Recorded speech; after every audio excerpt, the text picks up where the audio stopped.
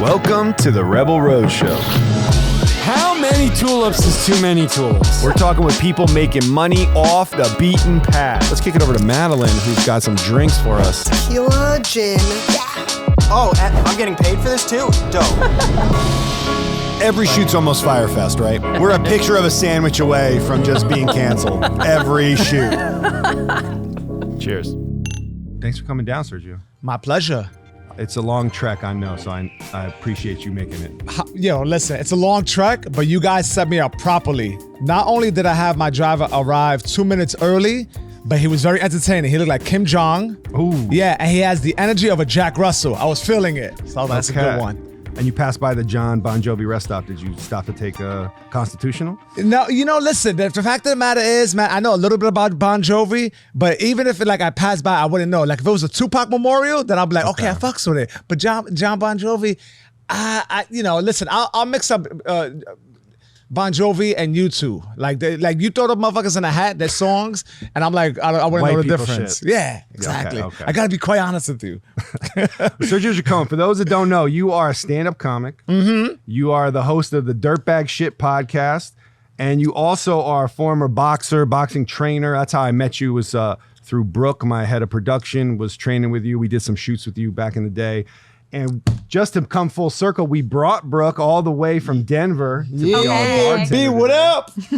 She's got a big fight coming up, and you kind of inspired that, right? So you worked with her early on. She had never boxed before. Is that correct? Correct. She had never boxed before. Super proud of her, man, because when she was training with me, it was like, it was boxing fitness. And she got the bug, and now she's going to compete. And I'm super proud of you. That's going to be super dope. Thank you. You know what's funny is that the first shoot we did was Mick Ultra with Jen Royal, who was a sportscaster that did Haymakers for Hope. And now Brooke's doing it. Well, actually, that was like the whole. We did that shoot, and I was like, "Oh, Sergio, can you be her trainer in this video?" And I talked with her. She's like, "Oh, I did this thing, Haymakers for Hope," and I applied that year, didn't get in. But now, when I moved to Denver, I was talking to someone and they're like, "Oh yeah, my buddy, he's does Haymakers for Hope in Denver," and I was like, "Oh shit, they have that here." I'm looking for a gym. Didn't think I'd get in, and then and now I'm fully in it. So she's taking it serious. That's what's up. That's she's awesome. working hard. And how much money have you raised? I've raised over $20,000. Look at that. But let's also, pump those numbers up, people. But so Freddie, who's part of my gym, but he is ahead of me by $400, and whoever gets the most in fundraising gets to choose when they fight in the night. So I need that that little last push. That's nice. That's a nice liberty to have. Because let me tell you, I actually trained somebody who did Haymakers for Hope, and they put him last. And that sucks. I do not want that. Yeah, I mean, you're talking about 20 other fucking fights, and then you go last. And he was, nervous, as he should be, and that's very normal. Everyone's nervous. The guy he was fighting, I'm sure, was nervous too. But the thing is, right before we go in the ring, he says, "Hey, Serge, can I put my hands on your shoulders?" I was like, "Sure, why?" He's like, "I don't have my glasses. I can't see a thing." I'm like, yo, 12 months of training, and this is when you tell me this shit? Wow. Wait, how did that end up? Oh, shit. So, Brooke, when do you want to fight? You want to be first? I want to be third or fifth.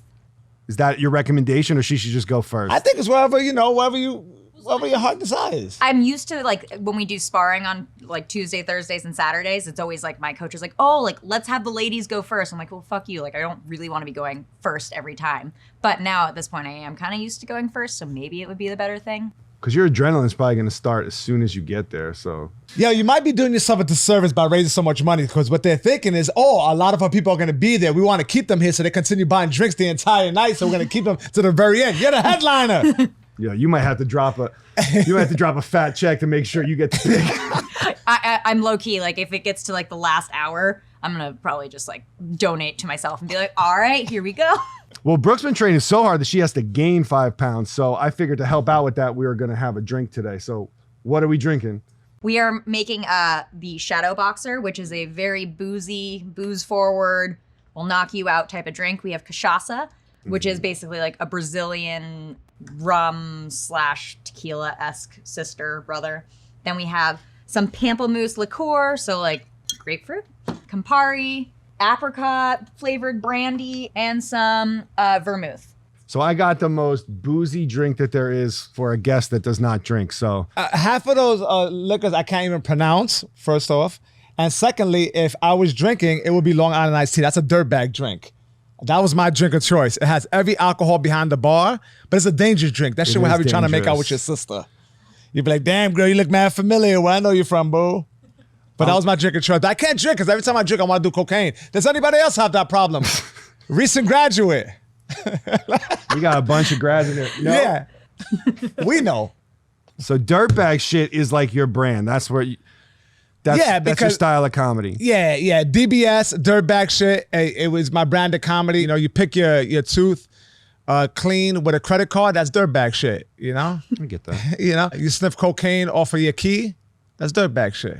You have no filter. You just let it fly. Just let it fly out. It's an interesting time to have dirtbag shit be your brand with today's comedy climate. I feel like everyone's so sensitive. You either got guys that don't give a fuck when they're doing their set, or you have like everyone that part of their set is just always referencing the counter statement that might be made. I've seen a lot of people do that. Right. But the thing is, you got to believe in it. You got to own it and have confidence in it. And there's got to be some substance to it. I mean, you can't just go out and say dirtbag shit. There's got to be, you know, you got to know what you're doing up there. What happens is with people, they make you their thoughts. Yeah. Why come to a comedy show, object? You're not on stage. You're objecting some shit that you're dealing with. Right. You know, I recently came across an interesting, I was going to say an interesting read. It was a fucking meme. I'm making it seem like I read articles. It's a fucking meme. You know? No judgment zone here. Exactly. Yeah, so whatever triggers you, that's your fucking business, right? That someone just want to seem like, oh yeah, this is my fight. I'm going to object to this. So I don't know if it's even sensitivity. I think people just like to have this thing that they're fighting for, like, and it's bullshit a lot of the time. You know what I mean? I don't even know if they're sensitive towards it. It's more like, yeah, let me just create a stir because this is what I want to identify as. It's a signal. It's fucking annoying. Yeah. But listen, if I had a you too soon, and it was in regards, it was at a comedy club that Brooke actually saw me at. The funniest shit happens at this fucking club. When she saw me, a guy had a seizure in the audience, right? Yep. And it wasn't a packed house. It was like 20 heads in there. And this guy has a seizure. And I'm like, what's happening to your friend? And they're like, oh, it's actually a woman. They said, oh, she's having a seizure. And I was like, we can stop this show.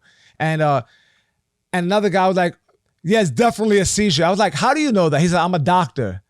I'm like, then why don't you do some doctor shit? Right? He just stood there. No one did anything. And the friend was like, oh yeah, it's fine. She does this all the time. Yeah. I feel like this is not good. But the air of the doctor was jarring to me because he was like, yeah, it's definitely a seizure. I'm like, how do you know this? I'm a doctor. Do some doctor shit. Yeah. And then I had to continue. Do you remember that? I continued talking about some stupid ass cocaine habit I had or something. Exactly. That same club, I had made a reference in regards to a smaller. It was a smaller audience, real show club. It didn't really have draw audiences, late night shows. And I said, "Oh, I like smaller audiences because this shows me that if there was a fire in here, there's a good chance we'll all survive." I thought that was funny, and the 12 motherfuckers who were in there thought it was funny. One guy said, "Too soon." I'm like, "Too soon for what?" I had to, and I said, no. You Google some shit. Yeah. I said, no, I don't get it. Like, too soon for what? He said, there was a fire on 6th Street, a gas explosion, and the 2 people died. I said, was anyone in the room thinking about that? And I asked each individual person. Do you stop the show and do that? It was small enough where I could do that. And they were like, nah, I wasn't thinking about that. See, you made us your thoughts. I'm the one that, the comedy is what people can say. I'm on the stage, right? Yeah. You're fucking up. You're making us your thoughts. And you know what? There's a place for assholes like you. It's called Yelp. Go on Yelp and bark, Yeah. But, you get a little bit of that. But for the most part, people are cool. But those isolated incidents, they need to be addressed and like smashed. It's like Twitter too. I think the stat is something crazy, like 10 or 12% of the people on Twitter make up like 90% of the comments. And that's that one person in the crowd that's heckling you. Exactly. But you got to be like a heckler's worst nightmare. Yeah, listen, and I don't encourage that. I don't like that interaction, but if it happens, you address it accordingly. But look at, the thing is with stand-up comedy is as I love it. But it's the least respected like art form in regards to entertainment. You even look at what happened with Will Smith and Chris Rock. Yo, at that level of of entertainment, right? at and I don't even give a fuck about what was it, the Oscars? I wasn't even watching until someone texted me like, "Yo, some weird shit just went down." Yeah, so that's like the highest reward you can get in that field of work or whatever. And for that to be allowed, and that opens the gates. People already disregarded. Like a lot of people think they could do stand up first, right? Then secondly, it's like they think they could call out shit from the audience because they're drinking and they got those, and then it's subjective. So it's like, oh, I don't think this is funny, but whatever, So there's so many things against it, but when things like that happen, that shit annoys me because it just goes to show like it's the hardest thing to do, but least respected. Kind of like boxing, it's the hardest fucking sport, but people look at it like, oh, that's just brutality, But that's the hardest fucking sport. So much goes into it. So Brooke, you got those drinks or no? Nope. I think I'm ready. Because Sergio's gonna take us on a ride. Let's do this. But you've been blowing up lately. You know what? One thing I'll say, like, I met you. You were a boxing trainer. That's all I knew you as from that shoot. But then I saw you. I started following you on Instagram, and I saw you on stage. And there was nothing that like felt weird about it. You felt very natural on stage. Just like your delivery, your presence, like the way you talk shit. Like I got it. If that makes sense. I appreciate that because for years, I understood or I took it to heart that I was like, damn, how can I take myself seriously as a stand-up comic if I have other facets of my life that really make me up, such as personal training, boxing. I'm a father. All this. And for a long time, I separated the two. Like I didn't want people to know I train people because I was like, damn, they're not gonna take me seriously. And I think, and a lot of times from the outside, it's like, oh, but he's a trainer. Like so I get that. And it's like you got a teacher who's like, oh, he does stand up at night. It's like goofball shit. I get it from the outside in. Yeah. It could be perceived that way. But the moment I personally embrace that, like, oh, this is different parts of my life, and I join them together, that's when my confidence shot up in every field. On stage, I'm a father. I'm a guy who is in recovery. I'm a trainer, and I'm an animal lover. I'm all the above. So it's like it's all. Well, especially like when you're on stage. Did you bring a python in by chance? Please say no. I made that a rule. I was like, I don't want a frozen rat. A python. I was like, please, I told him, like, don't. Ooh, you want a Fit Aid? It's a Fit Aid. It's got creatine. Oh man, I'll have this. Thank you very much. You ever do one of those Spartan races? They give you those when you cross the finish line, and there's something that happens when you drink it where like after every workout you crave that shit. It's like a weird trigger that they give you. That's very good. Thank you. Cheers. Sergio. That's good. I was thinking of bringing the snake. Thank God. But it's an hour and a half in a pillowcase. And I didn't know how that shit's suspicious. That's the dirtbag shit. Yo, yeah, it is dirtbag shit. Which, by the way, half of the snakes I purchased are off of Craigslist, and I have meetings in parks with the people. For real? Yeah, I meet them in the park. Were you that missing snake that I saw? No comment. No comment. The last time I purchased a snake online, I was in the middle of an overthrow class. That's where I met Brooke, our bartender. And it was in between classes, and I saw a white ball python with black eyes. Beautiful creature. So I hit up the guy. I said, how much? He was like, $300. I said, I'll give you $225 for this afternoon. He meets me at a place called Tompkins Square Park in the city. Yep. Yeah. I'm hanging out there sweating. It felt like a drug deal about to go down. Right? And I bump into a student that I know from overthrow. She's like, Sergio? I'm like, yeah. And she's like, what are you doing out here? I'm like, I'm just waiting for a delivery. She's like, what kind of delivery? I was like, I'm getting a snake. And she's like, come again? And she was like, I don't get it. I'm like, yeah, reptile. She's like, why would you? I said, why would you be at Tompkins Square Park getting a snake? Yeah. She's like, why would you? Craigslist. She's like, what do? You study them? I was like, yeah, I just enjoy them. They bring me solace and peace. Like now I'm getting weird, like answering these questions. I don't know how to answer. I just like them. How many? I have 8. 8 This guy snakes? comes through. But this guy comes through. You got 8 snakes? Yeah, but let me finish this story. This guy comes through with a Tupperware, like a Tupperware. Yeah. With a fucking snake in there, and he pulls it out. He's like, Serge, I got your snake. And she's like, I gotta go. She leaves. We're like a concrete chess table. I'm counting the money. He got the snake around his neck. I start inspecting the snake, and I give him the money. He's like, yeah, man, it's a pleasure doing business with you. Listen, man, if you need a hybrid wolf, I got you. Shut up. A hybrid Easy. wolf? I was like, how much? Oh, He's yo, like when 3,000. Sergio has his Netflix special and he blows up, he's definitely going to have a tiger. Let's be honest. He is the Tiger King. You are the Tiger King. Tiger King 3 is going to be Sergio Chicon. Yeah. I mean, listen, you know, Tiger King was originally supposed to be about reptiles, but the directors came across a guy who brought a mountain lion, and they're like, who's that guy? And I was Tiger King, and he stole the show. And so there's going to be one about reptiles, too. Probably could be called Snake King or something. Isn't that weird? Like during the pandemic, that's the thing that we all just sat inside and watched. That was a healthy thing for us all to consume at the beginning of the apocalypse. Here is our king, this guy. So yeah, some sides. What is this? What they call them, roadside zoos. Oh shit. Yeah, I mean it's wild. Yeah. And that's when you found out that there was more tigers in Texas than like in the rest of the world. Yeah, I mean the last time, you know, the last tiger I seen that blew my mind. That was one of the projects in Harlem. Shut up. Yeah, really? some dude bought one as in a studio apartment. Just yeah. Wow. And it bit him. He said it was his dog that bit him. And the cops had to go, like climb in from the roof, like ropes and into the apartment.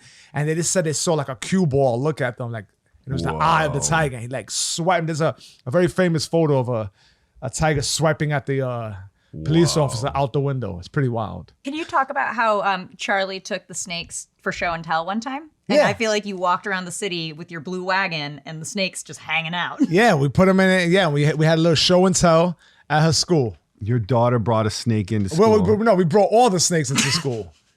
Yeah. Whoa. We got to educate the kids. Your daughter handles them well. You never get nervous. Like you taught her. No, they're docile creatures. Yeah. Yeah. Because you Contrary to what we see on TV, they're fine. There's propaganda against snakes. There's a snake conspiracy. Peter's not buying it. He's like, I'm not buying them. Yeah. She told me about the dead rats in the fridge. I was like, yo. Oh yeah, I understand that's not for everyone, but my wife is very accommodating and loves me very much. She likes my hobby, tolerates my hobby. So, you got to feed them frozen rats. So right next to the popsicles, you might find a fucking I can't even imagine. a white rat. Wow. Pink eyes. Wow. So you got lots of material to pull from. Yeah. So you're blowing up right now. You're on tour with Chris Distefano, who's like probably like one of the big up and coming comics of the time. What was that like going on tour with him and getting all that? First of all, attention. First of all, I want to start off by saying Chris has a big golden retriever head. Yeah. And and I love him to death, but he has a bunch of little fucking skin tags on his neck that fucking annoy the hell out of me. I'm like, Chris, you got money now? Remove them shits. All right? He got shitty tattoos. But I love him to death. He's a dear friend of mine, one of my closest friends. I honestly can't believe I get paid for doing this shit. I can believe it because I worked hard at it, and I can believe where he's at, but I can't believe it because it's so much fun. Right. It's so much fun. It's like hanging out with your boy for the weekend.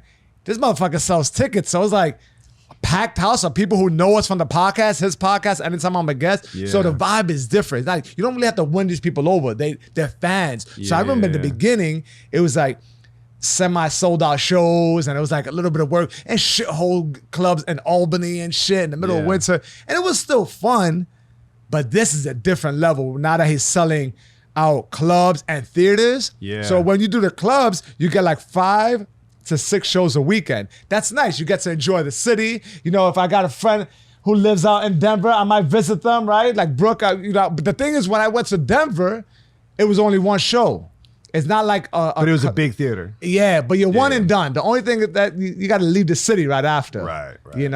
But when you got 4 or 6 shows, my friend is in town, I can visit my friends. That's kind of cool. You enjoy the city. But now everything is condensed into these beautiful theaters. And I'm glad I'm at an age where I can enjoy the architecture of it and the night and then move on to the next. So that shit was sold out. Like when I showed up, that line kept wrapping around the block. I was like, damn, like Sergio's like legit. Yeah, no, it's been a lot of fun, man. We've been on tour for 3 years. Yeah. It's been, it's fucking awesome. You've been 3 years with Chris? Yeah. So what's the progression been like in 3 years? That's it, right? So we were like doing like shit. It's never been like shitholes, but in comparison to what's going on now, like I know Chris from the circuit. We started off at a place called Laugh Lounge, and Chris always had this good mainstream appeal. Very funny, good work ethic, bang, bang, bang. he started selling out. He started headlining clubs around the country, mostly in the East Coast, and those things were fun, but they're like half sold. Then he started popping off with the podcast, and then it was like really filling in seats, rabid fans, like fans who really want to be there, right? Then the clubs were filled, and then the theaters. Yeah. You know? And so it's different when you do like these shows with like fans, and then there's a theater, it's like, ooh, the energy is different. Yeah. You know? I mean, I'm a big fan of stand-up. I try to go to like 2 or 3 arena shows. This year I'm going to 6 just to make up for all the time I lost. But the Chris was definitely someone on my radar when I saw that 9/11 story at the Comedy Cellar. Look at this. Comedy on 9/11, you pieces of shit. You want to laugh? What are you, ISIS? What the fuck? Like that bit is right up there with like Bert Kreischer's Machine, right? It's like, is that what it takes sometimes? It's like that one viral bit, the one story that like kind of sets him on that path. Like, how did he get so popular? Man, I think it's a mixture of different things. You know, I think, you know, that 9/11 bit, you know, the funny thing is, man, he almost canceled that spot that night. He didn't want to, like, I remember he told me, he said, I feel like going out to the cellar.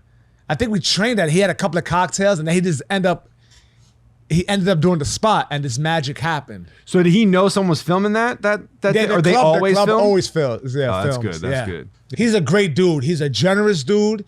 He's a very funny dude. And he's one of my favorite people, man. And then, like, the time has been the time of a lifetime, to be quite honest. Like, it's like a time of a lifetime. And I'm very, like, grateful and I try to be present. The thing is, like, where he's at now, he's gone. I get to choose my weekends, still have time for my family and all that shit. Like, he's gone a lot. You know, that's a lot of hard work. It's not easy. Oh no, be on the road, living out your bag. You know, yeah, it's tough. So I give him a lot of props because he got a family too. That's just not easy. How bad is the grind of trying to make it in this world? It's tough. Comedy, you gotta be absolutely obsessed to fucking do well and be almost delusional. Right. You know, and that's one thing that I never, like, in the beginning I had, but I never gave it that much power. You know, there's other things that I enjoyed in my life. Right. So I did it on my own terms. And that's probably why I share stand-up with other things in my life. Had I been, you know, that tunnel vision, maybe I would, you know, be doing stand-up full time. But I've always enjoyed a lot of other things in my life that never felt like, oh, this is hindering my growth. I've embraced it all. You know, there's a lot of different things I enjoy. But stand-up, it plays a big part of my life. But it's not my it's never been like, oh, I absolutely have to make it here because I had other things that filled me. Just to backtrack a little bit, why did you want to do stuff? Like, when did you decide, like, I want to be a stand-up comic? I've always been, like, funny amongst friends, but I learned that, oh shit, I could disarm people with this. I could realize the power of it. You know, that was another thing. So when dealing with, like, bullies or people who were, you know, extra aggressive, I knew I had that edge on them. And third, I just like, you know, entertaining people. I used to go, you know, my little ex-girlfriends when I was 16, 17 years old to a place called Boston Comedy Village, and Patrice O'Neal used to be in the front. Elephant in the Room is like one of my this shit out. favorites. I didn't know he was a comic. I just saw this presence. Now, Patrice O'Neal, was he like 6'3", 6'4", like 300 pounds? Yeah. And he's talking to another comic. Once again, I didn't know who he was. I'm walking by the club. He says, you a vegan? You a vegetarian? He said, how you so fucking fat and you're a vegetarian? What, you eating bushes?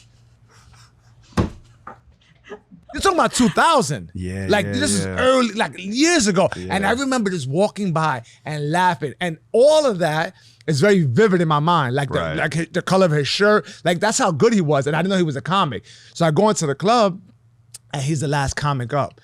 And he starts talking to us like, you know, this audience like, what is the matter with you people? Like, why would you come here and have strange people entertain you? Think about your life and where you went wrong. That you just walk into a comedy club and, you know, and allow a complete stranger to try to entertain you. And we all were like, everyone was like, what the fuck is he talking about? Honestly, I thought that was hilarious. I thought that premise was hilarious. Yeah. But everyone else was mad uncomfortable and he turned the room around. So I was like, this fucking guy's a beast. Like, so you know, good. To dig yourself in a hole, pull yourself out, that's like complete control, manipulation of what's going on. So that's a special skill. He had an amazing skill of making the whole audience uncomfortable with any topic and then making you see his point of view so clearly. Like That's it, because I don't agree with a lot of shit that Patrice said. I was raised by, I mean, he was also raised by a woman, but his shit comes across as very misogynistic. Yeah, I for wouldn't sure. say it's misogynistic. It's just not the way my relationship with women has never been like that. But I can see where he's coming from. Yeah. And the only reason why I can see where he's coming from, because he's so articulate and he's like clear and funny with it. Right. I don't necessarily agree, but I get it. It doesn't have to be, you don't have to identify to what the politics are to it, or, you know, what the way you were brought up. If it's funny, it's funny. And that's it. And that's all. And also, people are different from you. Like the way that people, you know, correspond and the way people are brought up, it doesn't mean they're bad people. It's just different, you know? when you're starting out in comedy, like, was it like you did one open mic night? Yeah, I mean, you know, you do what they call bringer shows, where you bring your friends and family. You do open mic nights. Then you get a community of comics that you kind of, you know, hang out with, and you just go at it hard. 6 shows a night, open mics.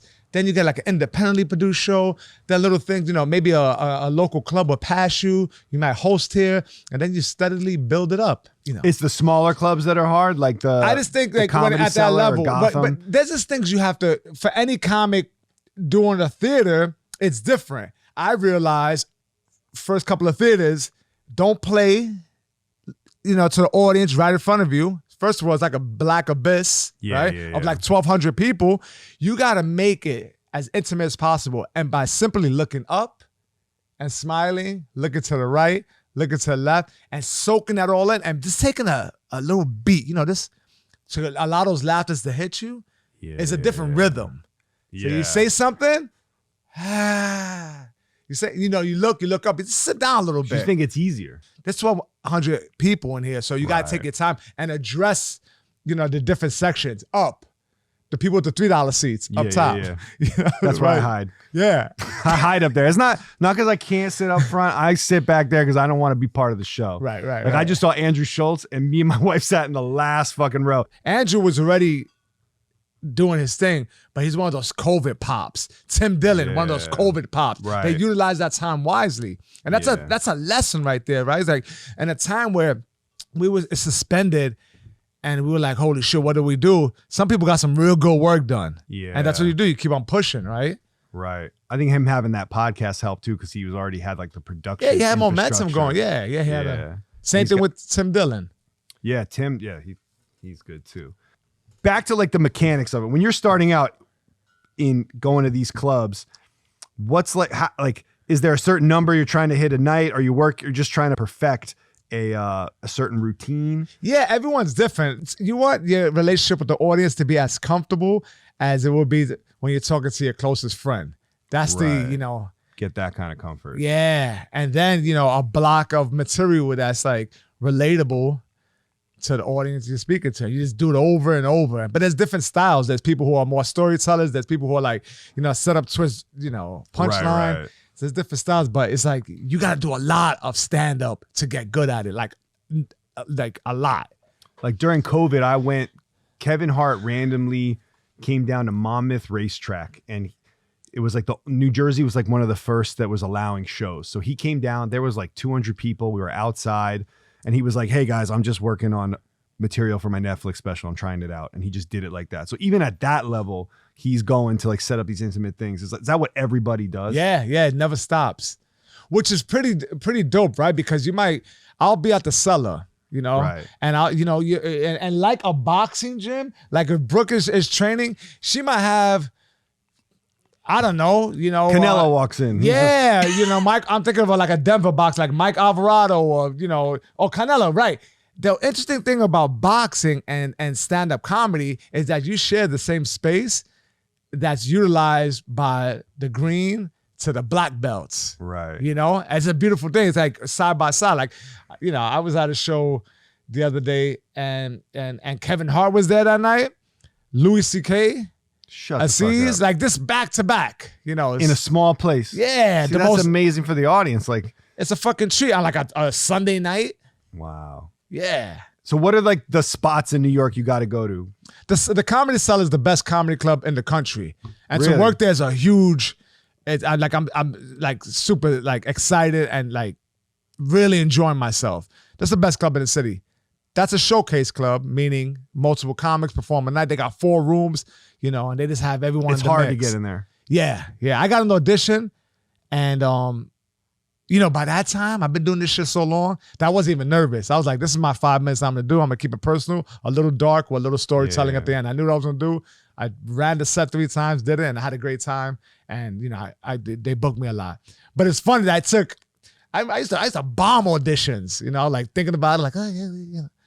You know, overthinking it, and at that point, I didn't even care anymore. How long have you been doing this? Like 14 years. Wow. Yeah. And when did you start to feel like confident and being like, fuck When it, I stopped, like, not to say that when I don't, this is not done with arrogance or, you know, but when I stopped giving a fuck, really, Right. like when I started, like, okay, it's not that serious. We give a lot of things in our lives too much power. Like, remember to be light and have fun with it, and that goes with anything in life, like the relationship with my wife, the relationship with people I'm teaching boxing to, you know, everything. It's like all this shit is borrowed time. Keep it light, keep it funny, be intense with it, but you don't have to take it, you don't have to give it so much power where it feels unhealthy. And that's the thing. Stand-up comedy, I was mad at it 3 years in because I started taking it too serious, but I had compound issues, right? And I was blaming it on comedy. I was drinking too much, smoking, you know, and I blamed it on comedy. That wasn't comedy's fault. We talk about that word that a lot of people like to use. That's triggering. And I thought that comedy was triggering to my addictions and shit. No, that's me. That's some shit I got to resolve. Once I start putting those layers back, everything became more manageable and fun, you know, as with everything else in my life. But there was an issue that needed to be addressed first. And then once I lifted those scales back, I was like, you saw how I said scales? Snake reference. Once I started lifting those layers back, everything became more manageable. And then I looked at comedy with a whole different light and freshness, you know? Not to say that, you know, you don't care if you don't guess something or whatever, but it definitely became a lot more fun. So when you went cold turkey and stopped doing drugs, that's when you think your comedy took off? That's when everything took off. That's when I was able to do everything I wanted to do in my life on my own terms. And that, for me, like, I did whatever I wanted, however I wanted. I needed to remove that from my life, to wake up early, to stay up late, to be a family, you know, man, and everything I wanted. I mean, 2 of the hardest scenes to probably kick drugs, boxing and New York comedy, has to be up there. How did you manage that? Well, I managed it because I wanted it. That's the thing, you know, like you have to want it. And I mean that with any change. You have to really want it. And there was nothing I wanted more. What was the catalyst to that was definitely my daughter. But I wanted it. Like, I wanted it. It wasn't easy. And I'm not saying that shit was like 3 months, a year. That shit took like 3 years. Like, that's a real shit. Like, it took a long time for me to get it under control. Was the birth of your daughter the catalyst? Yeah, absolutely. I'm not going to tell you a very vivid story. She was like 6 months old. I was hungover, grossly hungover, you know, night of cocaine and heavy drinking. And my wife looked at me with such disdain. My girlfriend at the time, she's my wife now. And she looked at me and my daughter was crying. We're in a studio apartment. The sun is beaming through the curtain. Can you imagine, right? It's like a hot summer day. And I'm like, oh, like I couldn't move. I'm just like, I had a headache. And I hear my daughter screaming and crying. It's a studio apartment, so all this shit's happening in the same room. I look to the right and I see my daughter through the crib, like the bars. And there was something that hit me. I said, I don't want to do this shit. I don't want to deal with her. I don't want to deal with any of this. And that was scary to me. I was like, yo, I gotta get right, because that shit, that's so unfair. Right. And I also knew that wasn't who I really was. But you're talking about addiction, right? You're talking about, you know, something that affects the mind and body and your soul, right? So I was like, I have to get this shit right. And I got it right soon after that, but failed many times over, you know, many times over. So your daughter might have saved your life. Yeah, quite possibly, yeah. So my advice to anybody who has a drinking or drug problem, have kids. It makes everything better. This is not parental advice. Damn. Well, kids make you soft. We were talking about that a little bit before. I couldn't believe my wife is pregnant, by the way. Your kids planned or unplanned? Planned. Mine was unplanned. But I think I remember the day she was conceived. New York 1 was playing in the background. You know. How many kids are conceived with New York 1 playing in the background? Just on heavy rotation. It's an aphrodisiac. You know what I like about the New York 1 that has a timer there? It's like, if I could get this to 12:15, it's only 12:03. I'm doing it.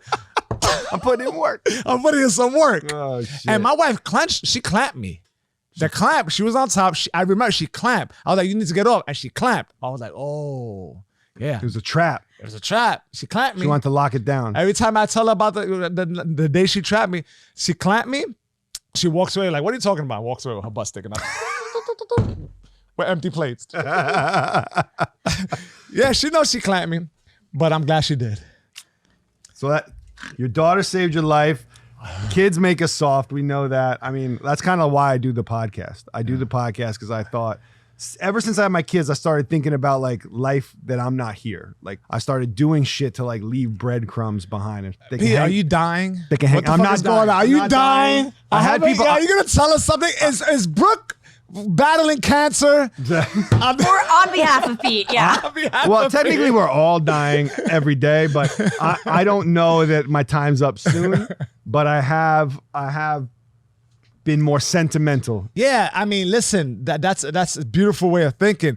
But you want to teach your kids about death? Get them a dog. Oh yeah, Okay. yeah. I got a 10-year-old I don't want you even thinking bulldog about that's that. coming. It's coming soon. How old? I a 10-year-old bulldog. Yeah. Shug White. Sugar White. He's gangster. He's 10, and then my daughter's probably gonna Wait, you learn said it's an American bulldog? English bulldog. English so bulldog. he's already on a his. little smaller. No, he's a fat No, fuck. he's that fat.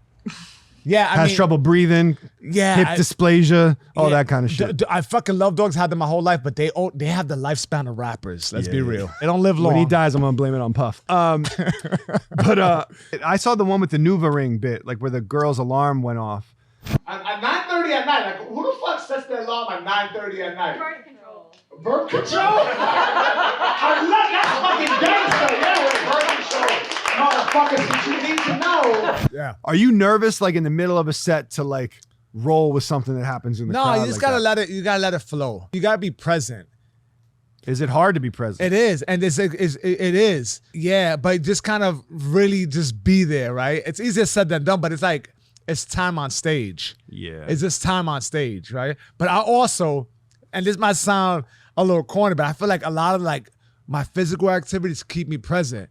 Like if I'm boxing, you know damn well, Brooke, you know this better than all of us right now because you're training for a fight. You gotta be present when you're sparring. You gotta be there and relaxed. And when you relax, you're able to just kind of get not vision type repelling information. Like relax. Yeah. But it's doing that shit over and over. I can say that shit, but you gotta do it over and over. So the time on stage has to be done over and over. My training, all the training I do applies to making that more manageable too, because I have less anxiety. You know, so everything overlaps in a positive way. That's another reason why I brought that up. You know, I see comics, not a lot, but they're trying to take the edge off with alcohol, booze, whatever. If they had another application, it's more sustainable because drinking is not, and that, if you're drinking every night, it's not sustainable. Like, Right. You're gonna crash and burn. So it's like whatever this alleviates that to make you feel present. There's a lot of shit I need to fucking do. I need to like fucking meditate. Yeah. My version of meditating is listening to Sadhguru on YouTube. That works. While I fucking think a lot of checking, people do that. while checking my Instagram. That's my bullshit. You're big. You're like, we gotta fix this soil. That's Yeah, what it is. exactly. Yeah, once he talks about the soil, I gotta tell you, Sadhguru, that concept I'm not really feeling. Like, when he starts talking about the soil, I don't give a fuck about the dirt too much. I like that. Let's be playful. When he says playful, I go like, and he laughs with his shoulders. I like him. He's soothing. Now, oh man, if he's fucking the kids, I'm gonna be upset, man. Why? That's out there? No, but I'm just. Why are you putting that out I don't there, know. I don't Sadhguru? know, man. He better not be fucking the kids. Because they have, this is what happens, man. You get a demigod, someone you look up to, and they fuck you, man. You know how many people fell in love with R. Kelly? I never liked him, even though I did lose my virginity to one of his songs. Which one? Down low? Seems like you're ready. I lost my virginity to that shit. 18 years old. That's old, right? Hold on, let me come refill you. Oh, refill topper? This is great, man. I'm drunk. We have more. I got you another one. Yeah, we got Fit so aids. we got you a 12-pack. I took them from the Nice. gym this morning. When you start out though, like money-wise, you can't live off trying to play these clubs. Do you get paid anything, or are you just up there for When the you love first of the game? start, you don't get, man. There's no money in like regular stand-up comedy. Now there's money in it with podcasting and There's real money in that shit. So you got to do it for the love of the game. It's kind of like boxing. Like yeah, for sure. I mean, there's money if you got like back in the days when you got a sitcom or when you something like that. Or you write jokes for Colbert. Yeah, exactly. And now there's a lot of money in being independent with the podcast game, and all that That's stuff. why every comedian's got a podcast. Yeah, now, like a podcast right now is like your website, Right. Constant content. They put up a Patreon, give them some bonus stuff. Yeah. So there's a lot of opportunities. What's your process like? Like, how do you prepare material? What's like your preparation for getting in the zone of writing? Me and Brooke could be, talking, and if we just bounce back and forth, and something is funny, like something genuinely like makes me laugh, that little piece, I try to put it into the set that night. And it could be a word. It could be a word like dismay. It's a great word. And now I use it, Free writing is very helpful to connect you with your thoughts. And it's also therapeutic. So I try to do that as often as I can. Like in the morning, if I get a good morning for me, we'll be waking up an hour and a half before my family, get my stretching done, listen to some Guru. That's something positive. Yeah. And then I'm right. And this writing could be trash, but it's for you. You're not showing you just write. Whatever's on your mind, you flush it, because quite often we'll hold on to these thoughts that just linger and they're like extracting energy from you. Let that shit out. And it's there and it's done with. You literally put like pen to paper. Yeah. I try to in the morning. Is that what most comics do? They actually write it out? Well, instead of like just like recording themselves. I want to be clear that that's not necessarily a joke. I just write. Okay. Right? It could be anything. It doesn't always have to be a joke, but I'll like let's say my experience driving with the driver over here, I'll just write out the whole thing. If I think there's some potential to be funny, but not necessarily in a funny way, just write it out. Right. And there's like certain words that will fit into my cadence, and I'm like, oh, that'd be funny. And I just piece it together like a puzzle. Do you think your style's storytelling, or you're more like set up punch? It could be a little bit of both, but definitely more like I like details. I like I like grit. I like details, but I do like a setup. Mislead them and hit them with a punch, but definitely storytelling, and it's a mix of both. The one thing we've experienced in this pod is like with all the different jobs is everyone is all big on craft. Like it's all like. It's not like, oh, I'm gifted with this like thing. I'm putting in work and I'm studying it and I'm getting better. Like comedy's gotta be like, it's just like boxing, right? Yeah, listen, I learned that if you don't work at it, you're gonna be stagnant. Like you can only get away with so much. Mm-hmm. So all this shit that doesn't feel good makes it worth it. And you know what doesn't feel good? Like if I had 3 sets last night, I gotta listen to them because I have crutches. Right. Bullshit that I'm doing on stage. Right? As a boxer who's throwing a jab may touch his nose before he throws the jab. That's bullshit. Anyone who's savvy on the other side of you is gonna know, oh, every time they throw a jab, they like scratch their nose or whatever bullshit bad habit they have. For me, if I'm listening to a set and maybe there's some fat around it, the fat will be every time I say something, I say and shit. And shit. Like that's a crutch. Right, yeah. That I've carried along from talking like an idiot. Verbal crutches are hard to beat. They're hard to beat, but once you listen to them, they can be addressed. Yeah. If someone tells you, like, oh yeah, but you gotta listen to this shit and then cut it out.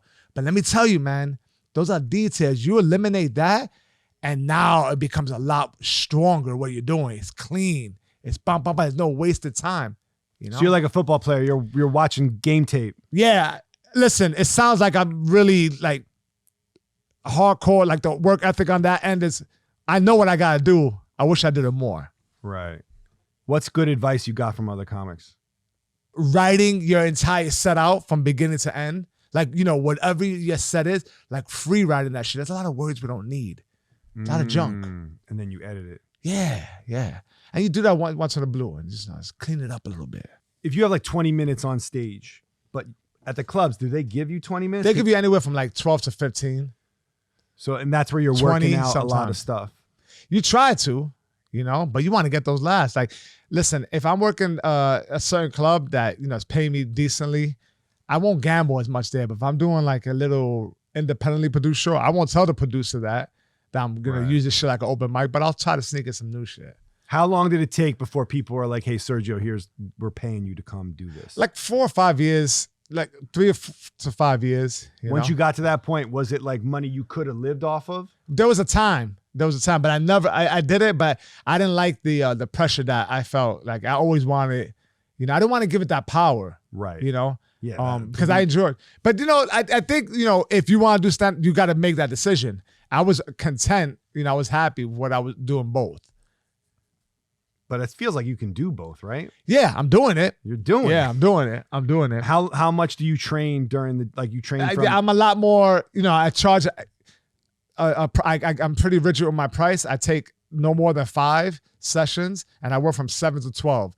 During the middle of the day, I'm with my family. I pick up my daughter from school and then I do my spots at night. And then during that, that block, I train, and I do a bunch of shit that I don't like to do. But you need that for material. No. What I mean by that is like training wise, I don't always want to run, but I just know the benefits of that. Right. I know it's gonna clear my head. I know I'm gonna have more energy. So I constantly do a bunch like a little bit of like suffering because I know the end result. There's a prize. Right. So I do. There's a lot of things that I purposely put in place like that. Like I sign up for a bunch of races. That I'm like, I'm be too tired to do that shit.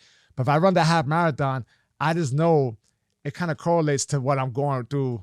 Right. Like, there's a bunch of shit you don't want to do, but there's a benefit to it. Because you tap into something. Like mentally, it's like, oh, I can do this, even though I'm tired, but you can't do it. There's always there's a serious reserve that we don't tap into.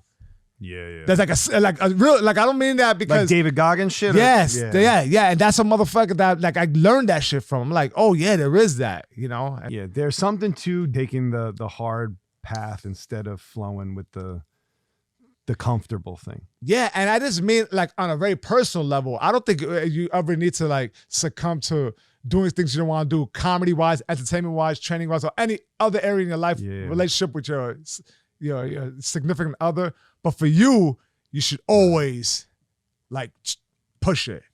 Like driving 2 hours in the middle of your busy-ass day when you got a show tonight to come down here. Yeah, no, this is a treat for me though. It's a treat? Okay, that's a great right. analogy, but this is a treat. I'm having a great time. I'm fucking drunk off these RX. I swear there's no booze in it. I know. But any green tea, sugar is gonna make me feel nice. Do you think like a lot of people in comedy have like some darkness in their background that like brought this comedy out of them? A lot of people say so. Like, is that bullshit? For me, I think everyone has trauma, right? Like, do think you gotta tap into something dark. And that's gonna be some of your funniest stuff, but I don't think it's necessary. I don't think it's a necessity. Right. Like I tell people a story about how I saw my father dying at the age of 10. He was doing time at the time of his last days. His foot was handcuffed to the bed. It's a wild story to people, and I visited him. I saw him die, but that is nothing compared to other stories I've heard. Like everyone's rock bottom is different. Tapping into that, I think it'd be special for your art. I think a lot of artists kind of adopt this ideology where it's like, I need to be going through some shit in order to keep on producing good shit. And I don't think that's necessarily true. When I came to your show, you talked about your little finger, and I had been telling Kinsey, Allie, and Ella for like ever. I was like, have you guys noticed like when Sergio like holds up his hand, he's missing a finger? And they're like, what are you talking about? Like he's got this like little fucking finger. And they like wouldn't believe me. And then we like go to the comedy like cellar and he's or wherever. You got a bit about the little finger? And he did a bit about that. I was like, see, he doesn't have the fucking finger. And they're like, oh wow, like you're right, he doesn't. Yeah. Took like going to an actual show for them to all like believe me. That's an interesting thing. We talk about what inspires people. Yeah. And I'm glad you brought that up because I cut my finger like in 2005 on a table saw, right? And they pieced it back together. But during that time, I was reading Frida Kahlo. She's a Mexican painter. Yeah. You know her. I was reading her book. And during the time of my recovery, I was reading the part where she was in a trolley accident. Now, in comparison, that's obviously a lot more severe. But what happened was after Frida got into that accident, she tapped into her creative side. She started painting from her hospital bed. And what that inspired me to do was like, yo, I'm dealing with so much physical and mental torment. I wanted to do comedy for the past 5 years. I just haven't had the courage to do it. if I could deal with this sort of mental and physical anguish, I can do comedy. I said, it's not going to hurt as much as this because the recovery hurt. It felt like a torch was on my finger. Yeah. Like for days. No, my wife clipped the top of her finger in a door. Like right before my daughter was born, we were supposed to go to Hawaii for like baby moon. She started screaming. I ran in and she's like, find my finger. And I picked up the Oh, God. To be honest, I won't fuck with a hot dog anymore because when I picked up the top of her finger, it looked like a fucking hot dog. I carried that shit in my hand. We were driving. Oh, God. I was going She got down. it back on? So she didn't get it back on. The nurse took it and threw it out. And then, but anyway, her shit weirdly kind of grew back. So like right above your nail matrix, this is like the most magical part. I shit you not. The most magical part of your finger is by your nail matrix. It's like this regrows, right? Like your hair. Yeah, but check this out. So mine cut, like you see the difference? Mine was cut like a sausage. Yeah. So I lost the middle nut, but look at the nail, still grows. Yeah. She's got like a super nail now. Like her shit could kill somebody. If someone comes to my wife, just watch out. There's one hand that's got a talon. That's exactly how this one feels. It feels like I can hunt small prey with this one. Yeah, for sure. Like I can pick up. Bro, she's got a nail that sometimes like she will be fucking around. I'll be like, babe, I almost lost my life right there. You know, your wife would be a fan. Like if I saw her like in the audience, we would like connect. Yeah. Because after shows when I do that bit, I got a bunch of amputees like, yo, I love your shit. I love it. Everyone thinks they're gang members. I'm like, nah, they just fuck with table saws when they're drinking Hennessy. You know? That's what happened. Dirtbag shit. Dirtbag shit. Nah, honestly, I want to say I wasn't drinking. Thank God. I would have really been. Maybe I would have got sober quicker, but I wasn't drinking. I was super sober. I was just super dumb. Listen, you must be a good trainer because Brooke is doing her first amateur fight in front of 2,000 people. It's going to be awesome. She's raised over 20 grand. We're going to pump those numbers up. She almost raised over 20 grand to fight cancer, and she's fighting this southpaw. What does Brooke need to do to come home with the W? Because we don't want to take an L.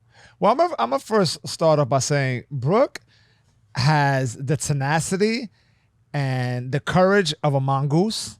If you're not familiar with a mongoose, badger, very similar animals. A mongoose is a little smaller, but she has the tenacity of both those animals. Like she's like feisty. She's strong, you know, but she got to be smart. You got to be nice and relaxed. I think, you know, the biggest downfall for Brooke is that she gets a little bit too and takes it a little too serious. You got to be nice and relaxed and pick your spots. She does that, which I think she will. She's going to be A-okay. I am sparring 2 to 3 times a week, 5 rounds at a time. Like, it's really mentally daunting. I'm like, I don't really want to go get my shit kicked in again. I think like it's going to be a great experience. It is, regardless. Yeah, and you raise so much fucking money that I have friends. Yeah. I'm proud of you. Yeah, June 16th. I'm going to try to make that. That might be doable. We'll go in and out. Yeah. She's going to fight first because she's going to raise all the money. Hope so. Well, anyway, thanks for making the trek. I know you got a show tonight. This was fucking My fun. pleasure, man. Thank you, guys. You didn't roast me at all, so that's fucking amazing. There's still time? I mean, I like to talk about myself. Yeah, why not? No, but I'm really excited. I've seen the trajectory of your career. You got the stage presence. You got the fucking life experience. You got the jokes. You got the work ethic, obviously. I appreciate you, man. Yeah, SergioChicon.com with all the dates from last year because I don't update shit. Thank you. All right, Zux. Send it to the internet, brother. All right, we're out.